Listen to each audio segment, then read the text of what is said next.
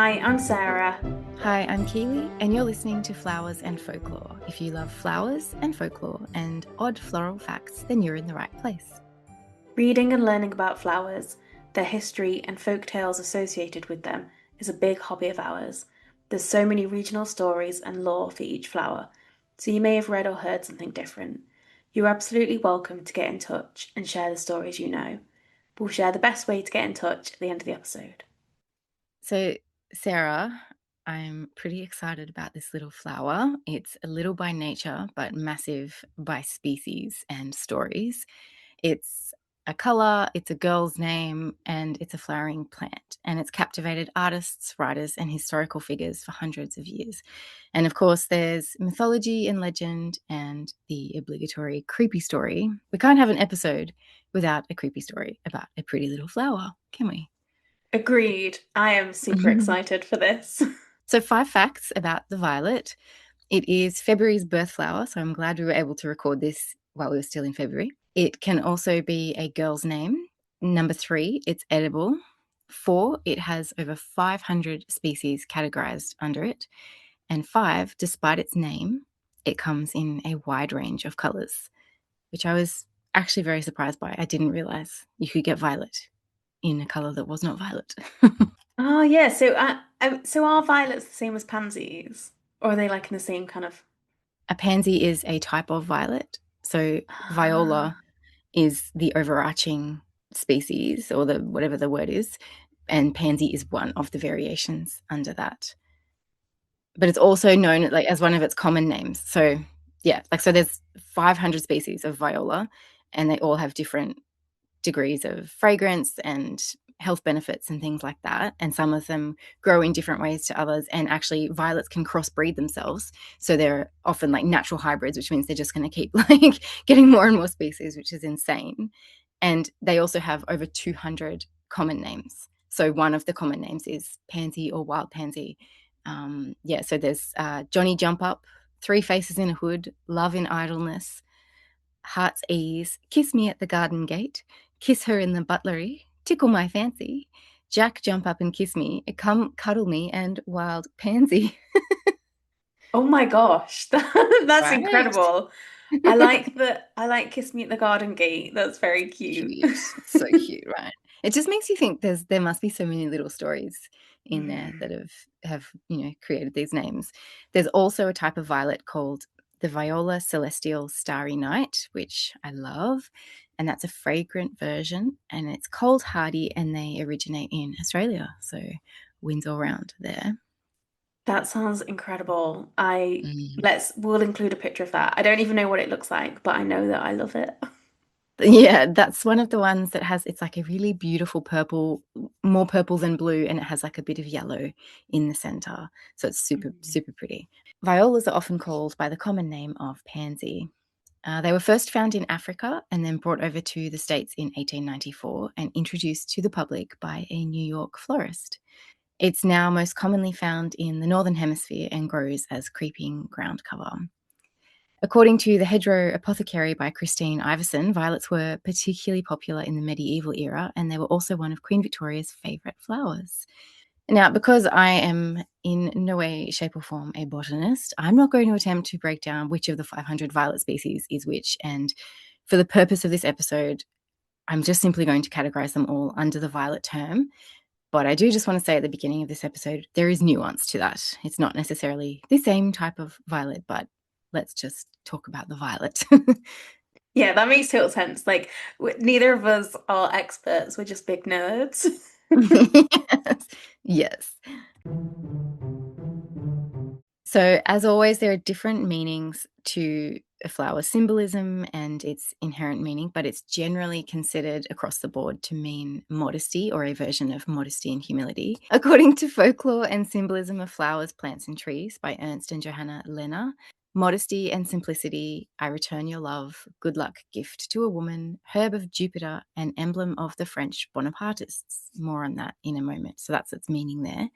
And Floriography by Jessica Roux notes its meaning as modesty. In Victorian England, where the language of flowers was thriving, violets symbolized loyalty and affection, and sending a bouquet of violets conveyed a message of, I miss you, or think of me. However, according to Margaret Baker's book, Discovering the Folklore of Plants, its colour and drooping head made the violet a symbol of death and ill luck. There's always a mention, sorry, there's always a mention of death somewhere, isn't there? Or misfortune. Absolutely. You can't have a pretty little flower without death looming nearby. There's also another meaning inside a historical context, which I'll get into in a moment. And I have to say that there's not many of the legends or myths around this flower that seem to match this symbolism, which we can unpack when we get to it. But I did notice that there seems to be a little bit of a mismatch between this flower that's meant to symbolize humility and modesty and the mythology or the legend. It's like it's a bit of an interesting match there. So this is the first flower that we've done on the podcast that can also be a girl's name, and apparently it's a name that's actually increasing in popularity, which I'm surprised by because to me Violet sounds quite old-fashioned. So I'm surprised you're surprised because Oh, really? yeah, I know a few people who've had kids who've named their child Violet. I don't intend to have kids, but in an alternative world, if I was to have a child, I would probably name it Violet. Oh, wow. I think it's a beautiful name. The only Violet that I know of would be, I think, Ben Affleck and Jennifer Garner. I think they had a daughter and called her Violet. But that's the only name I know of in modern. Wow. Yeah. But anyway, so it's frequently staying in the top 20 of most popular girls' names. And in 2024, it was the 15th most popular girls' name in the US. So that's pretty good. Mhm. And I thought because we love finding, these little ties to literature and entertainment, there were a few Violets I wanted to mention. So Violet Beauregarde in Roald Dahl's Charlie and the Chocolate Factory. And in the original film adaptation, Willy Wonka, there's that epic line where he says, Violet, you're turning violet, Violet. Violet, you're turning violet, Violet. What are you talking about? I loved that film so much. Me I'd too. forgotten all about her. So much nostalgia. Absolutely. I loved that movie so much, even though it actually terrified me, but I still loved it. Violet Baudelaire in A Series of Unfortunate Events by Lemony Snicket. She is the oldest of the Baudelaire orphans, and she's intelligent, resourceful, polite, and an exceptional inventor. And actually, just back to Violet Beauregarde, she is described as being brash and rude and insanely competitive. So that's definitely not in keeping with what we know of the meaning of the violet flower.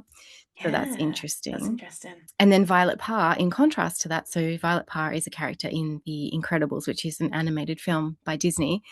Violet is very gloomy and she's introspective and she's shy and socially withdrawn. And so she hides behind her hair. And part of her powers is kind of learning how to be seen. So that's quite a beautiful description of the actual kind of like what we know of the flower violet, a bit more hidden and a bit more, humble and then sort of coming into its own. I really liked that. And then I also wanted to mention, because I think it's just so beautiful and it really, since I found these characters, they really have been quite transportive. So Betty May Roach on Instagram is by the lovely Kim, and she and her son Lou have created a little world called Wildwood, and it's a small town where these characters and come together and they just go about their lives and they love baking and gardening and letter writing and tea and sharing stories, and they're just absolutely beautiful. And sometimes these characters appear as animation and other times they have been made into these beautiful little ceramic figurines, and Kim does these beautiful little stop motions with these characters and they're just so beautiful and transportive. And so one of these characters is called Violet and she's this cutest little mouse, and so yeah, I'll definitely add a link to her. That sounds incredible. I desperately need to go and look at that. Oh my gosh, Violet the mouse. Isn't she Oh. beautiful? And she has a little basket with little strawberries and she likes reading. Anyway, she's just so sweet, and I love how much it invites you to just go to a simpler place in your mind and daydream and be with these cute little characters. So they're quite special. So back to the flower itself and Greek mythology. Let's talk about Persephone. So in Greek mythology, Persephone, the goddess of spring, was either A, picking violets at the time Hades abducted her, or B, transformed into a violet when Hades abducted her, or C, violets bloomed as a result of Persephone's return to the earth, symbolizing the arrival of spring and the renewal of life. It depends on which version you read. Because there's no one legend or one mythology. They have different versions, so you can choose which one you like better. However, when the story says that she transformed into a violet when Hades abducted her, but yeah, where the story says that she transformed into a violet when she was abducted, that story then links violets to themes of forgetfulness and loss. So that's actually the second time, maybe the third time, that we've mentioned Persephone. But seeing as there's a theme of forgetfulness, I don't really remember when we discussed her previously. I feel like maybe it was in one of your episodes before the BK, before Keeley. Yeah, before Keeley. Yeah. There's also some ties to Christianity. So according to the Hedgerow Apothecary, it's believed that these flowers were at the crucifixion, which is why they droop their head in mourning. They also became associated with the Virgin Mary, symbolizing her modesty, humility, and purity. And it was believed, another version or another legend it was believed that violets grew from the tears she shed during the crucifixion of Jesus Christ. And then this association with Mary led to violets being considered a sacred flower and often used in religious art and iconography. And there's also a version of the name Viola, I can't remember, I should have written it down, but Viola something actually directly translates to Our Lady of Modesty. So there's some ties there. However, elsewhere, it's also believed that these flowers blossomed when the angel Gabriel told Mary that she was pregnant with Jesus and she was going to give birth to a son. So conflicting accounts there. That's really fascinating, though. It makes sense. Like, they look like a humble flower, don't they? And like modest. Yeah, they do. And sometimes a little bit sad if they're drooping. But some of them have these happy little faces. So it's interesting. That's true. Yeah. So this is going to tie back into what we were talking about in the beginning with there being another meaning in a historical context. So in Discovering the Folklore of Plants by Margaret Baker, it's recorded that Napoleon Bonaparte actually took the violet as his own emblem. He used to give violets as a wedding present or a wedding anniversary token to the Empress Josephine, his wife. And then he took, perhaps it was a way to honor her, I'm not sure, but they didn't then make the connection. But he then used the violet as his own emblem.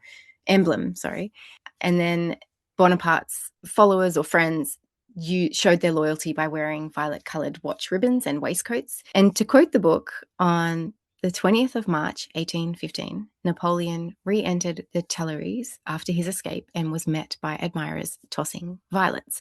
And the historical meaning that I was referring to is that it was a way of showing whether they were loyal to Napoleon or not. They would say something like, do you accept the violet?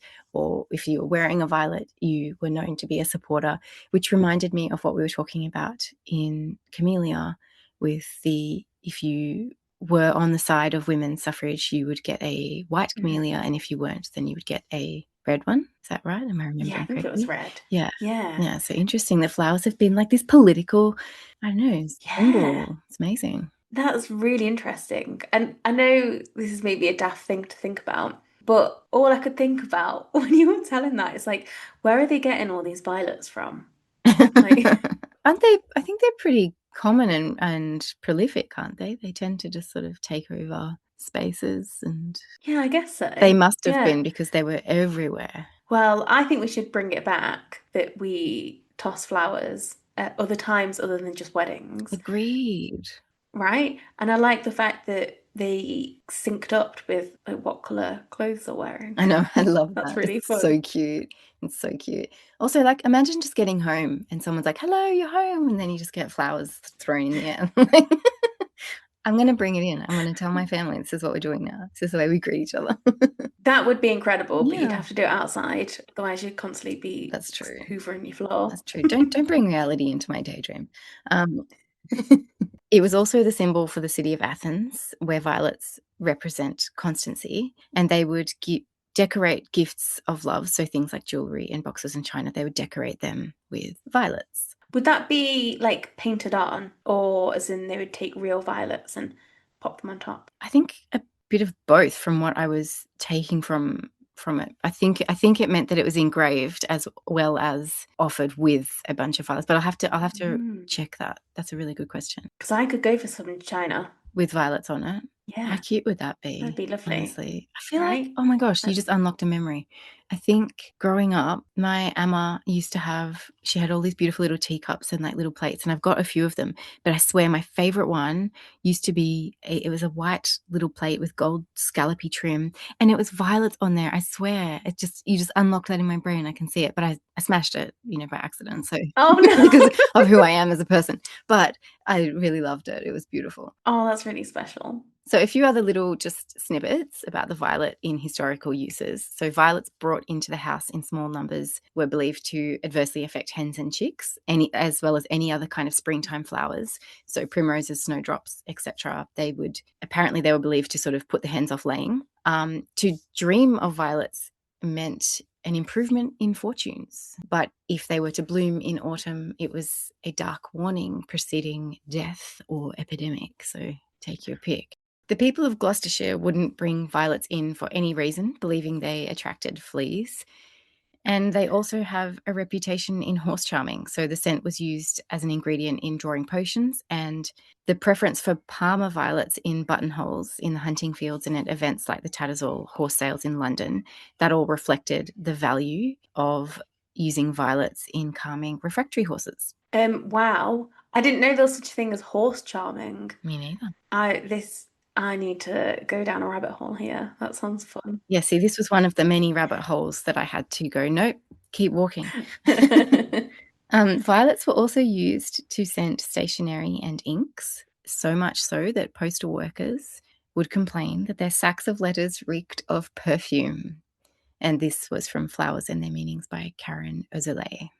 What utter grumps! Why wouldn't you want lots of perfume? Isn't that lovely? Like, why couldn't you just enjoy that? Yeah. It's rude. That's made me think of a book that I've got. I think it was my grandma's sister gave it to her, and it's a collection of Victorian nosegays, and I think it was printed in like the 80s or the 90s, and it still smells.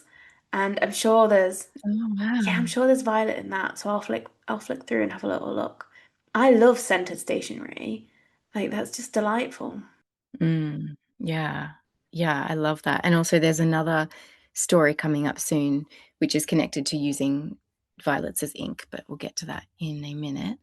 Violets were also used to perfume linens and potpourri and to flavour meads and alcoholic drinks, and used in both savoury and sweet meals. They were also used in cosmetics to help make the skin milky, and sewn into pillows to aid a good night's sleep. And this one was a weird one. Again, another rabbit hole I chose not to go down. They are even used to make and design a baby's cologne, which is apparently still going strong. But I just didn't want to go down that rabbit hole. What? Yeah, exactly. Moving on.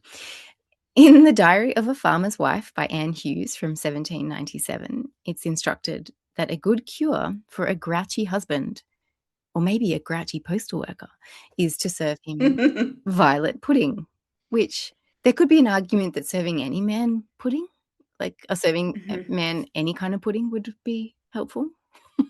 Did you, I mean, you've probably not looked into this, but what is violet pudding? Is it just like a sponge cake that's flavored with violet? I just assumed it was a pudding with violet in it. I should look it up. I'm going to quickly Google. Oh, so the top result is the cake from Harry Potter, Aunt Petunia's cake, because that's got sugared violets on. Oh, wow. And it is violet. On Reddit, there's a medieval wild violet pudding. Wow. I'm going to go down a rabbit hole. Maybe I'll share some recipes. Yeah, definitely. On Instagram. That's really cool.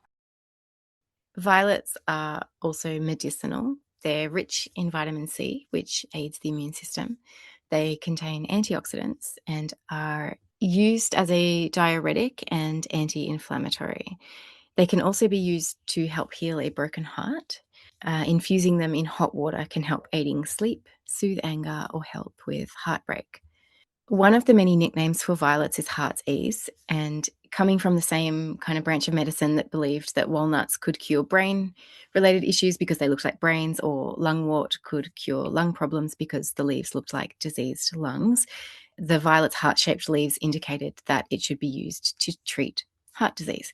It does work as a painkiller because it contains salicylic acid, so it can be fairly effective there. But once again, please don't try anything without checking what you're doing with someone who actually knows what they're talking about and using the correct plants that are all, organic and free of pesticides and things like that. So just disclaimer there. They can also be sugared for cakes, which, side note, I did have a little experiment where I made a cake and used some pretty edible freeze-dried violets on it, but I didn't know that I was meant to sugar them.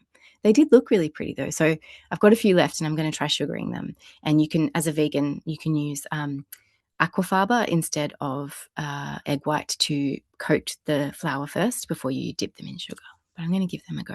Oh, that's fascinating. This sounds really stupid now, and I'll say this out loud, but I was going to say I didn't realize you could sugar them at home yourself, but of course you can. That makes total sense. I got a perfume from Fern a couple of years ago.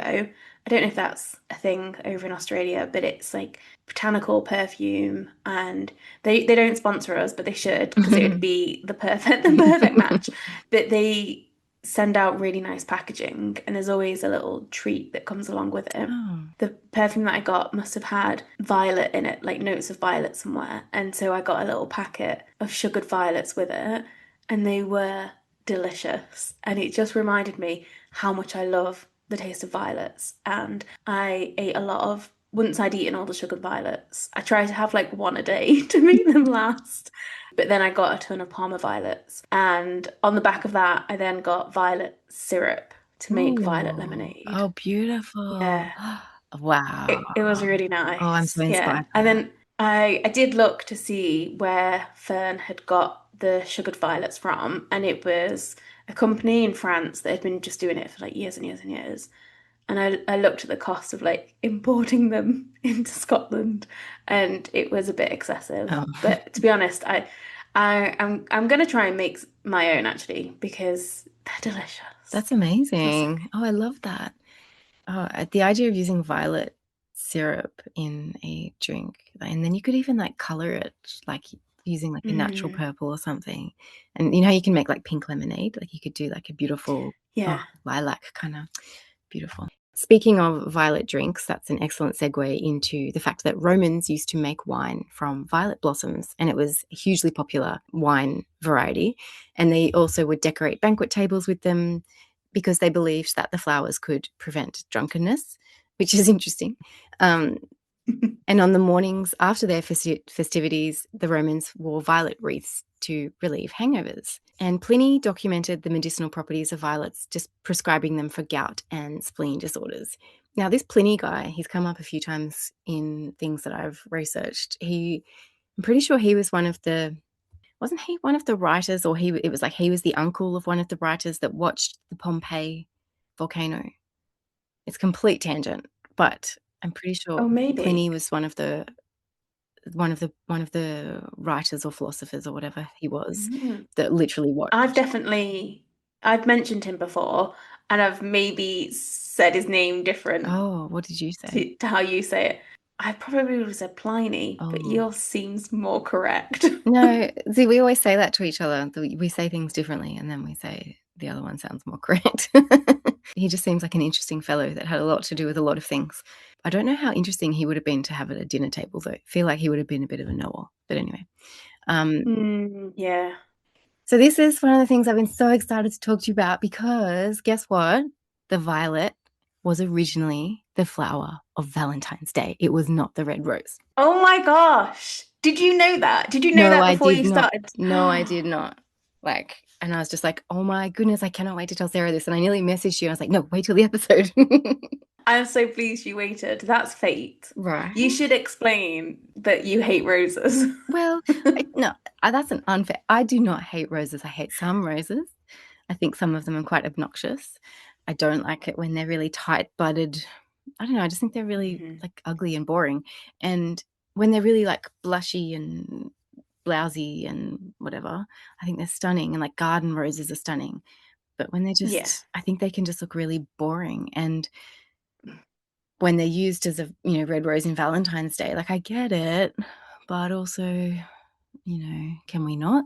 And Yeah. I think you're similar in that respect. Yeah, so I feel there's a sense of thoughtlessness when it comes to red roses at Valentine's.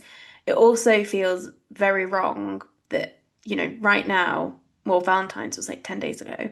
I was on safari instead because I refuse to do anything for Valentine's. But they're just not in bloom. It's so totally out of sync with our seasons. But I think my issue, I love a garden rose, but I know exactly what you mean with like a really commercial looking rose, a rose that's been grown for floristry, where it is a completely straight stem and a tight bud, and it just doesn't ever look that happy. I find them offensive. Mm. Like they're ugly. Yeah, they look restricted or So the idea that it really blew my mind that red roses weren't even the original Valentine's Day flower. It actually wasn't. And the story behind it being the violet, this is according to Floriography by Jessica Roux. It's believed that when St. Valentine was in prison, he was jailed for trying to spread Christianity, and he found some violets outside his jail cell that must have grown like inwards enough that he could reach out and grab them, and he would crush them and use them as ink, and then he used that ink to write letters. And one of the letters that he sent was to the jailer's daughter, who he had somehow formed a relationship with, and it also says that he apparently healed her from blindness, but it doesn't go into more about that, which was a whole other thing. And he signed it, "Your Valentine," and that's where we began to send little notes on Valentine's Day. That's so beautiful. That's making me want to write more letters. And I Yeah. do have like personalized paper for writing letters, but I also want to buy some purple ink because that would be beautiful. Yeah, it'd be a nice throwback. And basically that idea of sending notes to loved ones spread like wildfire and was attributed to St. Valentine. It spread through Europe, and then also in America. It became wildly popular in the 1800s, and the tradition was documented in 1900 when the Californian poetess Phoebe Fulkerson Harris penned her famous lines accompanying a bunch of violets sent on St. Valentine's Day.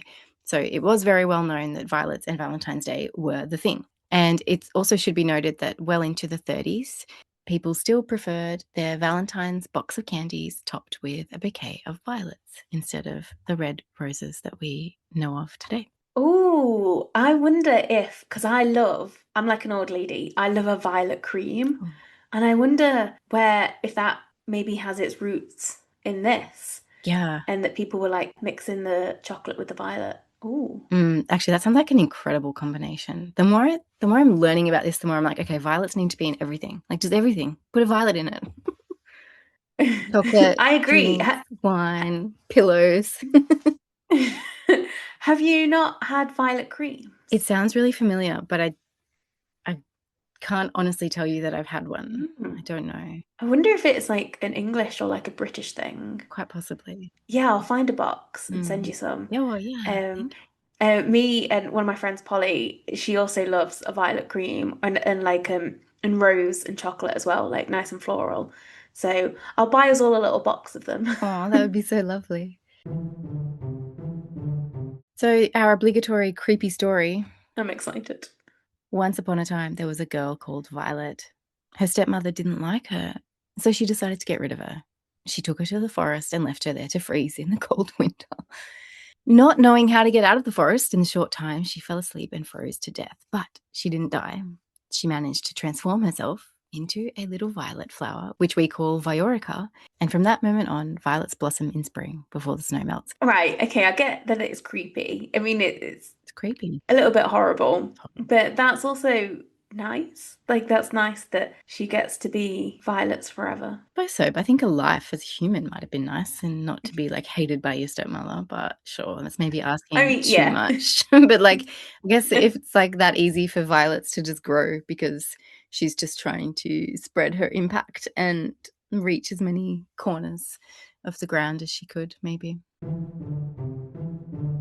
So I've got a story about violets that I would like to share. This is probably a good time because, well, I mean, you might think that I'm horrible, but not as horrible as the stepmother.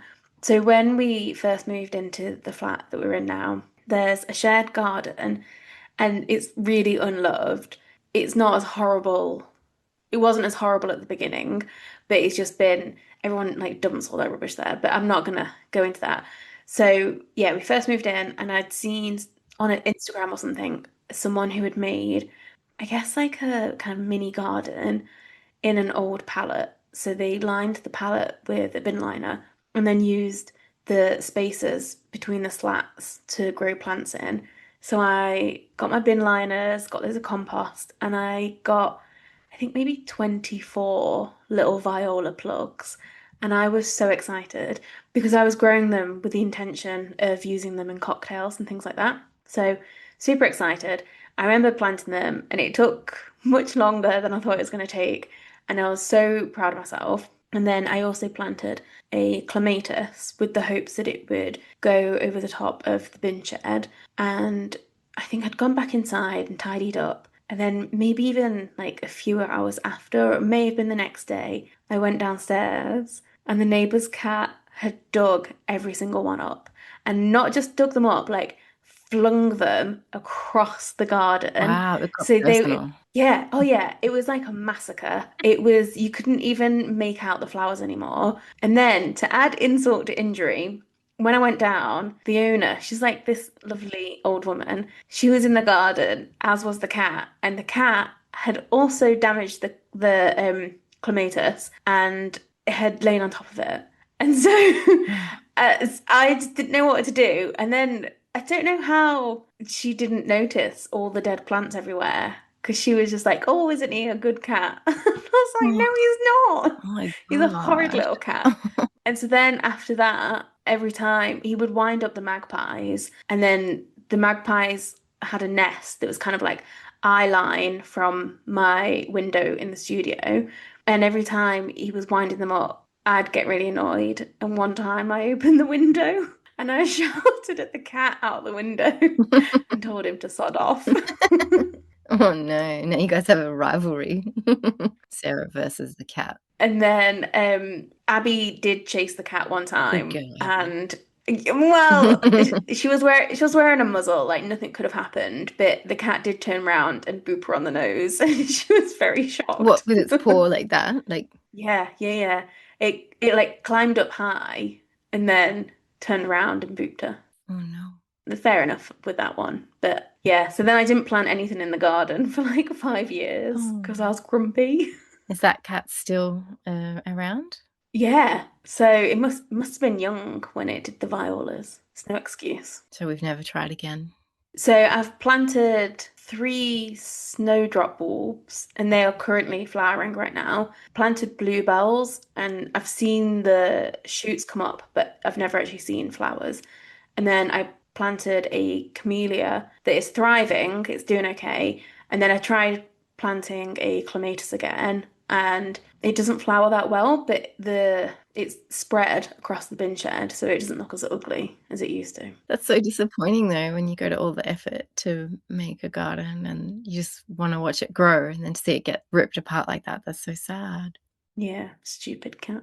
Stupid cat. It's not fair. The violet in art and literature, one of my favorite references is My Fair Lady. I'm going to talk about that more in a moment, but I was really excited to have that connection with violets because My Fair Lady is one of my absolutely favorite movies. But I will talk about that in a minute. Another one of my favorite stories is Alice in Wonderland by Lewis Carroll. And in Through the Looking Glass, Alice meets a garden of talking flowers, and among them are roses, tulips, daisies, and a violet. And so from chapter 2, titled The Garden of Live Flowers, Alice has a conversation with these flowers and she says, "How is it you can all talk so nicely?" Alice said, hoping to get it into a better temper by a compliment. "I've been in many gardens before, but none of the flowers could talk." "Put your hand down and feel the ground," said the tiger lily. "Then you'll know why." Alice did so. "It's very hard," she said, "but I don't see what that has to do with it." "In most gardens," the tiger lily said, "they make the beds too soft." so that the flowers are always asleep. This sounded a very good reason, and Alice was quite pleased to know it.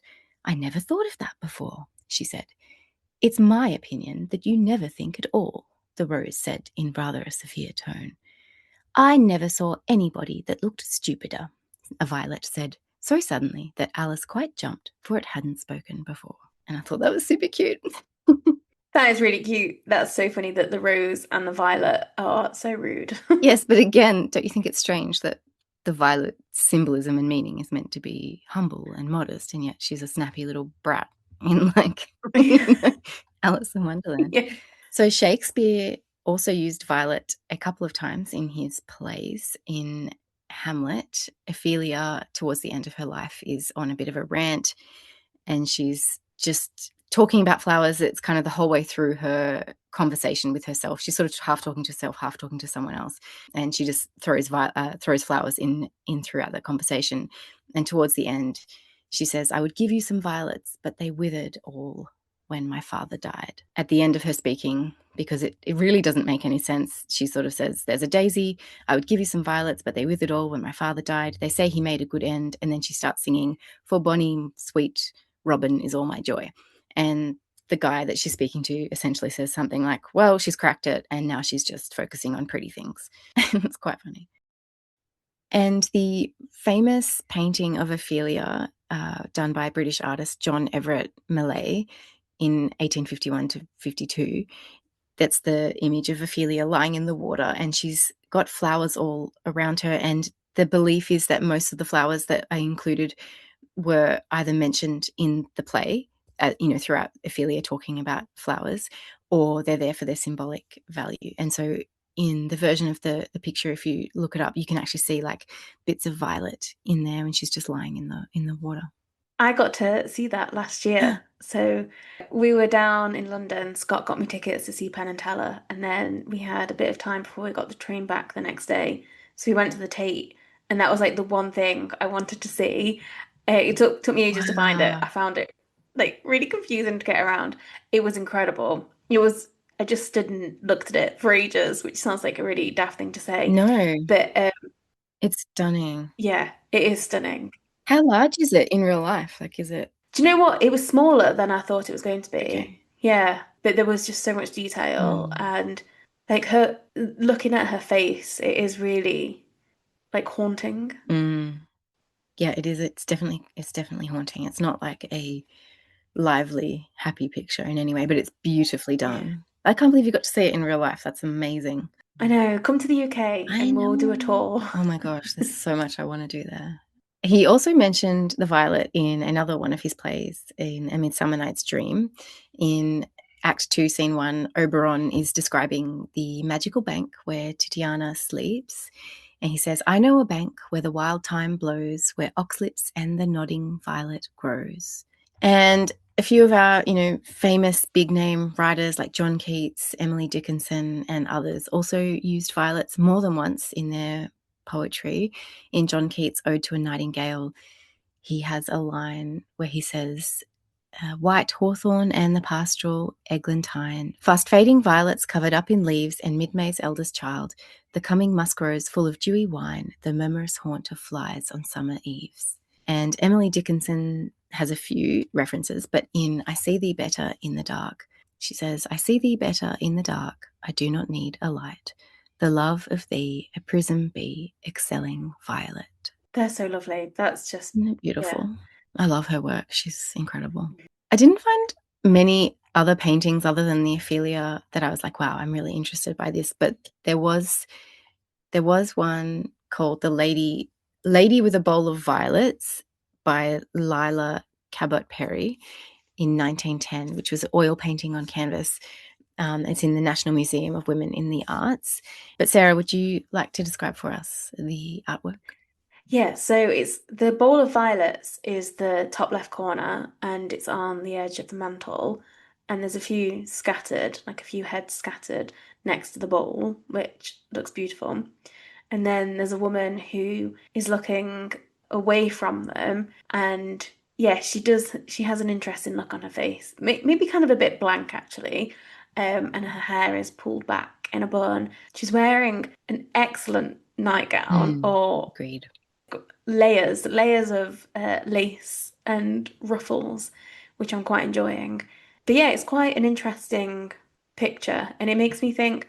I can't remember where I read about this, but it was a while ago where I think it was maybe a female photographer who'd said that women are so conditioned to smile for photos, and it's quite rare.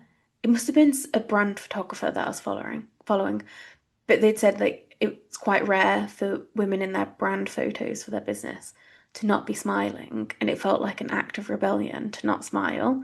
And that's just popped back into my head looking at this picture. In paintings, people aren't smiling because posing for a picture, you couldn't hold like your cheek muscles. But yeah, it did. Yeah, it's just made me think of that. And I think there's quite a power in not forcing yourself to smile if you don't want to smile. Absolutely. And this is one of those artworks where I feel like I could almost see her start to move. Like it looks like she could come to life any minute. Like the room, I feel like I can sense the ambience in the room. Like you've got the fire glow there. You can sense that there's like, you can almost hear the fire crackling. Like there must be a room full of people or something. At least that's what I can imagine. Like it feels like there's a lot going on, and it's quite beautifully done. And then there was A Bouquet of Violets by Edward Manet. And it's a very simple painting, but did you want to describe that one? Yeah, the violets are very blue, and it's a real cluster. And I think they're laid on top of a fan and then some kind of a handwritten note. It's giving me like theatre vibes. I used to wear a perfume prior to my Fern perfume.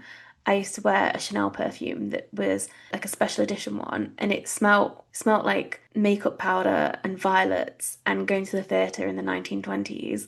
And this is like the vibes I get from this picture. Although, I mean, it was painted in 1872. But yeah, I feel like it has that kind of glamour to it. Yeah, I love that. That's such a good description of it.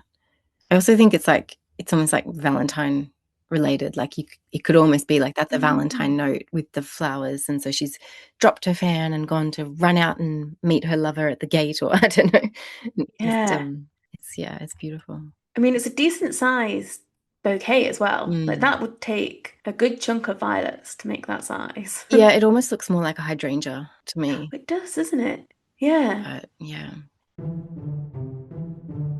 So the violet in floristry, it's not really used today in floristry because the flower itself is not conducive. It's not a very good, it doesn't have long stems except for like one particular variety which can be long stem, but that's quite rare. The flowers themselves tend to wilt quite easily. They're not really going to last much longer than a day. So they're not a very good flower for use in floristry. However, they used to be the mainstay of the floral industry. From the 1800s to the 1930s and 40s, florists would grow their own violets in greenhouses attached to their shops, and then they would sell the little bundles on the street, which is where we get the inspiration for Eliza Doolittle in My Fair Lady. And I wanted to talk about this a little bit because there's a couple of women's stories in that are really fascinating and worth mentioning because I think they're pretty inspiring. So in historyworkshop.org.uk, the author describes the Flower Girls' working day is quite long, and it would start very early in the morning, like 4 or 5 a.m. They'd buy the stock from the wholesalers at Covent Garden, and then they'd finish in the evening by selling to theatre goers in Shaftesbury Avenue, and they would literally make buttonholes and posies on the street. They would wrap the buttonholes, they would wrap the flower stems and fern together with thin wire and then wrap in silver decorative paper. And they would have to do this as they were standing wherever they were, just on the corner. And then they had to be so careful because any kind of touching of the petals would damage the stems and then it would affect your sales. And they would go around and sell these, to theatre goers before they went into the theatre, things like that. That must have been really hard work. And it honestly makes me think of being a Saturday girl where it's very early starts. You're just on your feet and you're having to do so much. And during like wedding season, when I used to work in a flower shop, people would come in and be like, I need a buttonhole now. And you'd have to quickly make a buttonhole. So yeah, I imagine that was really hard work. But doesn't that just sound so romantic? Like, I love it. I know. I'm really enjoying you telling me this story. Like, it just sounds wonderful. I just felt like it was important because it's the kind of groundwork or the foundations for floristry as we know today in some ways. Like maybe I'm overstating it, but it just felt like these are the women that created the paths for us and sort of paved the way for what we do now. And it just, the entrepreneurial spirit that they had, and it's just really fascinating. So the representation of Eliza Doolittle in the film, I mean, I love it, and you can see her in the film. She's got this dark violet bunch with like dark green leaves around it, and you know, she's picking them up off the street, and she's trying to use what she can to make it work. And it kind of depicts her as quite poor and shabby, and you know, just kind of rough around the edges and pulling these cheap posies together. But actually, these women were business women, and they were really trying to make something work, and they were a lot more strategic than that and hardworking than that. Kind of, it sort of made her look a little bit more like a beggar, but that's not an accurate representation of these flower girls. And according to family legend, there was a lady called Eliza Phage, and she was apparently the inspiration for Eliza Doolittle, and she worked as a flower seller all her life, and she most often moved around the West End carrying her basket of flowers and posies and buttonholes and selling to, quote, toffs and stage door Johnnies by the theatres on Shaftesbury Avenue. And she lived quite a hard life. She had 8 children, and she was a single mum, and died by her own hand in the end. While quite a sad ending, I think she obviously really, it's a very different depiction. If she was truly the inspiration for Eliza Doolittle, she lived a very different life, and her story was Disneyified, I suppose, even though it wasn't made by Disney. And then another flower seller I wanted to mention, and it's not just because of her name, but her name was Ellen Keeley. So Ellen Keeley was born in 1860, 20 years earlier than Eliza Phage, and she died in 1949 at the age of 82, leaving behind her an estate of just over £6,000, which was the equivalent to around £193,000, nearly £194,000 in October 2024. She was such a respected member of her society and among the social and commercial networks that during her funeral procession, hundreds of funeral wreaths were commissioned for the day, and she was covered in the press where she was described as a successful businesswoman, which is quite contrast to what we think of when we think of those flower girls, you know, similar to Eliza Doolittle. The Daily Herald described her as London's best-known flower girl, while both the Weekly Dispatch and the floristry trade journal, The Florist, led with the fact that she had been a flower girl from the age of 5, selling flowers from the steps of St. Paul's Church in Covent Garden with her mother. So according to the census records, Ellen was, by the age of 25, she was listed as a florist by her own account, meaning that they owned their own floristry business. And she ran that from the front room of their home in Covent Garden, which her sister then took on after her death until the 1950s. And I just really wanted to share these stories because, like I said, I feel like they're an important history for florists. It was part of our foundation. These women were super inspiring. They didn't live easy lives, but they still managed to pull together floristry businesses using what they had and literally just creating things on the street from baskets out of their own arms, and just thought it was worth sharing. And the author notes that they were able to exercise autonomy and entrepreneurial skill, creating their own shop, and became part of this group of respectable working women. And I did just want to give a shout out to the author of this article. She sounds like a super fascinating lady. Her name is Felicity Hall, and she is researching British retail floristry in the mid-20th century for her PhD at Kingston University, and she's particularly interested in the way floristry practice became professionalised during this period and the role that gender played in that process. So she sounds like a really amazing person to follow. She has an Instagram, Thinginess, and Blue Sky, thinginess.bluesky.social. She sounds incredible. I am so pleased that you mentioned her and those stories that you did, because I do often think about where floristry came from, and I'm well aware of Constance Spry, but she is more of like a one-off, I guess, and the root of floristry probably, you know, owes its existence to these women who had probably a much harder life.